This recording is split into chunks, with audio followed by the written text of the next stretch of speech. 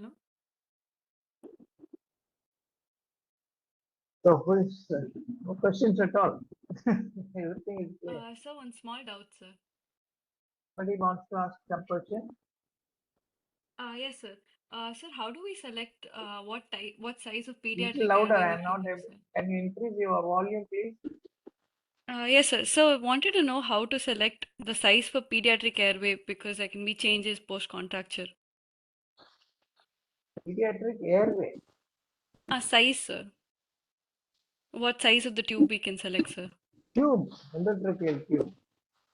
Endotracheal laryngeal inlet is the same. Whether you have a contracture or not, the laryngeal inlet and tracheal size is the same. That doesn't matter.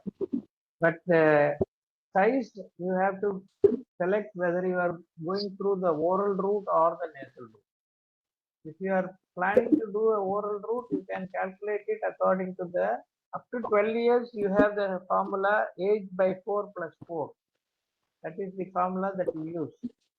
So, for example, if you are this child is a 6-year-old child, which we are given in the case scenario. So 6 by 4 is 1.5 plus 4 is 5.5. So 5.5 millimeter internal diameter tube will be ideal for this child if it is going to be by oral route. But if it is going to be by nasal route, it is always better to select one size smaller, which will be 5 millimeter internal diameter tube will be a better choice than going for the 5.5, which can be accommodated orally. So, because the contracture is only a soft tissue problem outside the trachea, in the front of the neck. So, it doesn't alter the size of your laryngeal inlet or the trachea. So, you can choose the same size that you calculate and you can use this formula up to 12 years of age. This is the formula you use for pediatric age group. Age in years by 4 plus 4, and the length that you have to insert only will vary here initially, because normally age divided by 2 plus 12 centimeters is the length with which you can up to which you can insert into the trachea in a normal child. So for a 6-year-old child, 6 by 2 is 3 centimeters plus 12 is 15 centimeters if it is oral intubation. And nasal, you can add 1 or 2 centimeters more. So you can go up to 17 centimeters. But in a contracted neck, because the neck is flexed, initially that distance will be very short.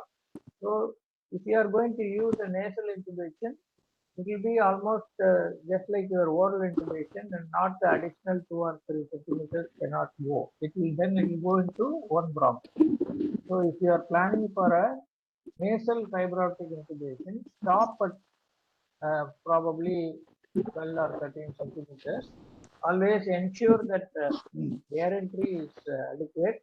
But once the contracture is released, you may have to advance the tube. Otherwise, it may get extubated. So initially, you will have to keep it at a smaller distance. Later on, you have to push it and keep it into the entire length of the trachea. Is it clear Yes. here? Yes, sir. Clear, sir. Sir, Okay. one more question, sir. Is there any role of using regional techniques like cervical plexus blocks because the access will Cervical be plexus difficult? block or any regional technique in a contracture neck is very, very difficult because you don't have an anatomical landmark at all. The sternomastoid, the external jugular vein, and all the landmarks which you use for giving the cervical plexus block will be obscured completely under the scar. So it is very difficult to give a cervical plexus block. That is why the tumescent local anesthesia, which is given blindly under the scar, has scored over all these local anesthetic techniques because it nicely anesthetizes at a very low concentration, and at the same time, because of the good vasoconstriction produced by the very diluted epinephrine that is added, produces an excellent bloodless field for the surgery to go ahead.